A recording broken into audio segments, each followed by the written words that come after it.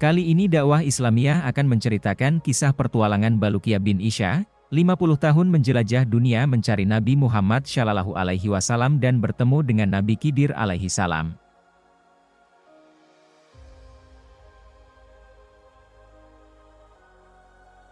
Kisah penggugah jiwa. Jauh sebelum era kelahiran Nabi Muhammad Shallallahu Alaihi Wasallam, Ed Salabi menceritakan, pada masa Bani Israel ada seorang laki-laki bernama Isya, seorang ulama Bani Israel. Setiap saat dia sering membolak-balikan lembaran kitab-kitab kuno Samawi untuk ditelaahnya. Sampai suatu ketika di lembaran-lembaran itu dia menemukan tulisan tentang sifat-sifat Nabi Muhammad Shallallahu Alaihi Wasallam. Dia dengan sigap mencatat semua sifat-sifat tersebut yang tercecer di beberapa lembaran, kemudian dia mengumpulkan menjadi satu halaman. Pada akhirnya ia sembunyikan lembaran itu ke dalam sebuah peti. Selanjutnya peti itu dikunci mati, tidak ada seorang pun yang mengetahui di mana kunci peti itu disembunyikan. Suatu masa, Isya berwasiat kepada anaknya yang bernama Baluqiyah menjelang akhir ajalnya. Isya berwasiat pada anaknya Baluqiyah agar meneruskan tugasnya, yaitu menjadi hakim di kalangan Bani Israel. Setelah beberapa waktu lamanya Baluqiyah menjadi hakim menggantikan ayahnya, suatu saat dia melihat sebuah peti terkunci di rumahnya, seperti itu membuat dirinya menjadi penasaran. Dia menanyakan isi peti itu kepada ibunya, namun ibunya malah menjawab, "Aku tidak tahu apa yang ada di dalam peti itu, bahkan kunci-kuncinya pun aku belum pernah mengetahuinya." Walaupun semakin penasaran ingin mengetahui isi peti tersebut, akhirnya dengan keras ia mengatur kunci-kunci yang menutup rapat peti itu. Setelah dibukakannya, ternyata di dalamnya terdapat sebuah lembaran-lembaran yang bertuliskan sifat-sifat Nabi Muhammad Shallallahu Alaihi Wasallam. Dalam lembaran itu dikatakan bahwa Muhammad adalah penutup para nabi dan rasul. Surga diharamkan kepada para nabi sebelum terlebih dahulu Muhammad dan umatnya masuk ke dalamnya. Seusai membaca lembaran itu, Baluqiyah keluar rumah menemui kaum Bani Israel untuk menyampaikan apa yang tertera di dalam lembaran kitab yang dibawanya. Seketika kaum Bani Israel dengan seksama menyimak penuturan Baluqiyah. "Beraninya ayahmu menyembunyikan yang diketahuinya sehingga dia tidak menyampaikannya kepada kami. Hal itu pun lantas membuat mereka marah. Maka bukan karena kamu sebagai anaknya. Kami akan membakar kuburannya sebab dia telah menyembunyikan berita tentang akan datangnya panutan para rasul Muhammad Shallallahu Alaihi Wasallam." Tak lama kemudian, Baluqiyah pamitan kepada ibunya untuk melakukan sesuatu perjalanan panjang. "Ibu, aku menemukan berita tentang akan diutusnya Nabi. Sekarang aku mau pergi dan tidak akan kembali sampai menemukan kabar tentang keberadaan Nabi tersebut." Ibunya mendoakan semoga Allah menjadikan angan-anganmu tercapai. Setelah berpamitan dan berkemas, Baluqiyah pergi meninggalkan Mesir dalam rangka mencari kabar tentang Muhammad Shallallahu Alaihi Wasallam.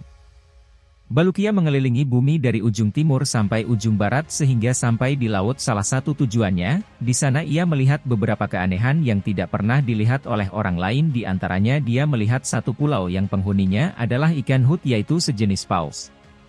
Ikan-ikan itu berkata, "La ilaha illallah Muhammadar Rasulullah, tiada Tuhan selain Allah, Muhammad itu utusan Allah."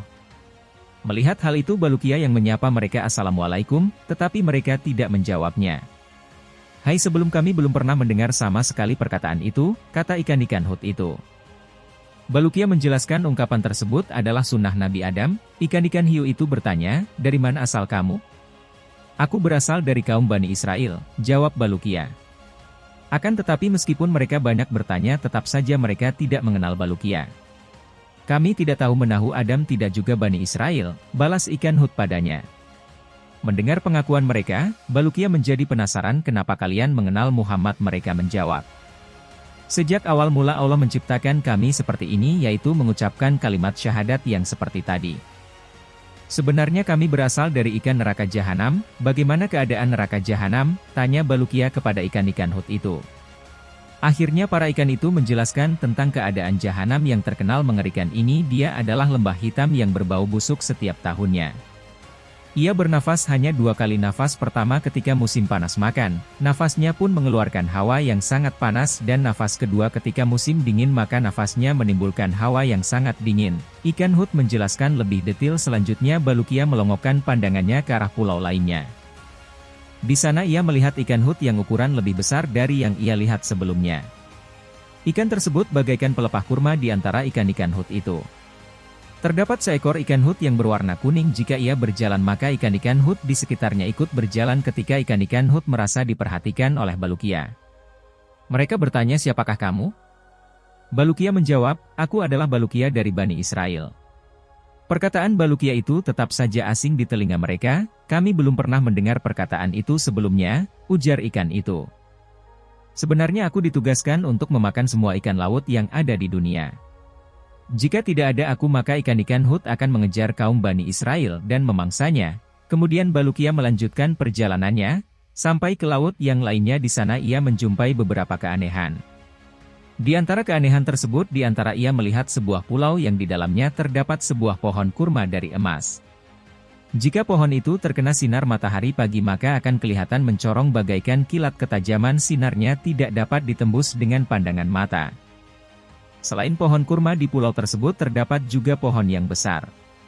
Balukia mencoba untuk mengambil salah satu dari pohon-pohon tersebut maka ada suara yang menyuruhnya. Awas jangan kau ganggu aku wahai orang yang salah. Maka Balukia mengurungkan niatnya tadi, dia akhirnya duduk beristirahat. Di tengah itu, tiba-tiba ia mendengar serombongan orang yang turun dari langit.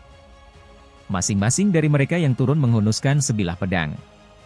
Begitu melihat Balukia mereka bertanya, bagaimana kamu bisa tiba di tempat ini? Balukia pun menjelaskan tentang cirinya.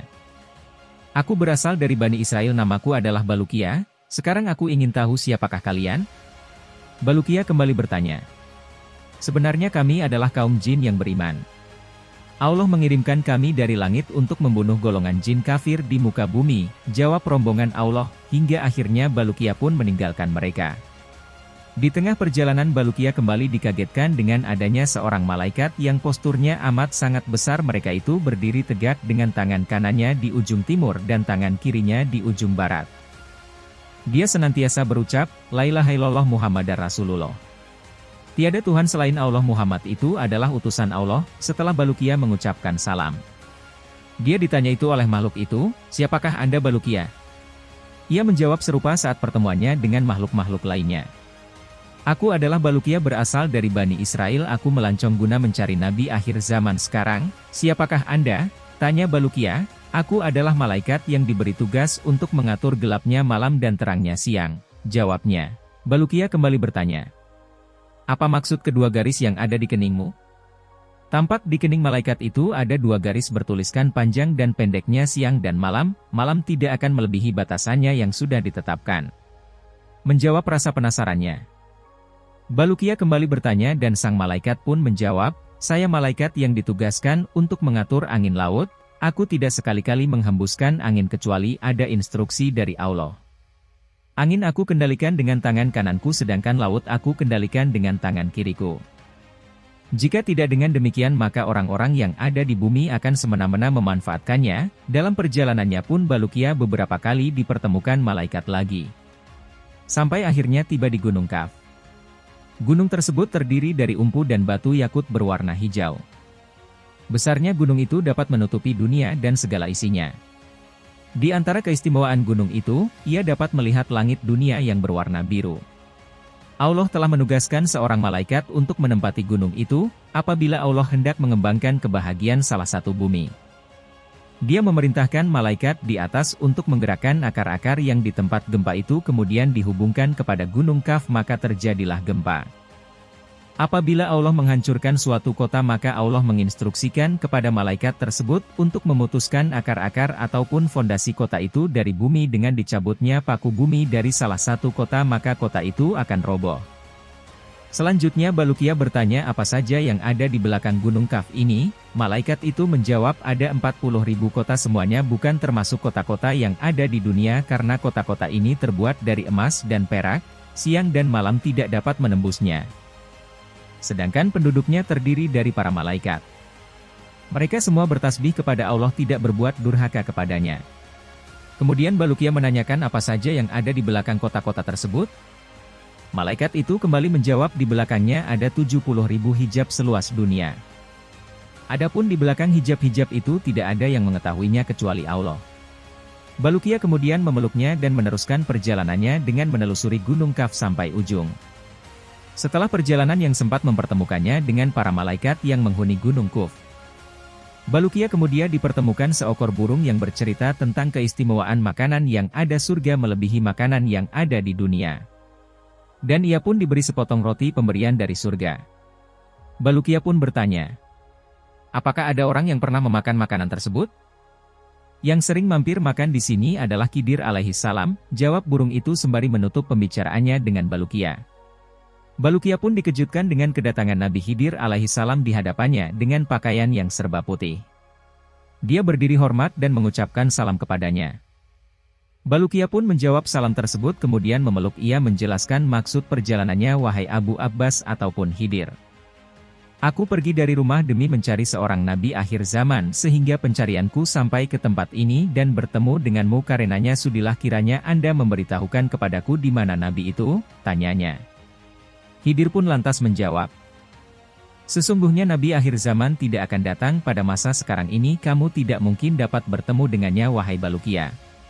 Tahukah kamu berapa jauh jarak perjalananmu dari rumah ibumu, tanya Khidir. Aku tidak tahu, kata Balukia. Kamu sudah meninggalkan ibumu sejauh perjalanan yang ditempuh selama 50 tahun. Apakah kamu mau aku mengembalikanmu ke rumah ibumu? Balukia mengiyakan, jika demikian pejamkan matamu, pinta Khidir alaihi salam. Ketika Balukia memejamkan kedua matanya, tiba-tiba tidak berasa dia sudah berada di samping ibunya begitu Balukia membuka kedua matanya dia melihat ibunya sudah berada di sampingnya. Balukia bertanya kepadanya apakah engkau melihat siapakah orangnya yang telah membawaku kemari.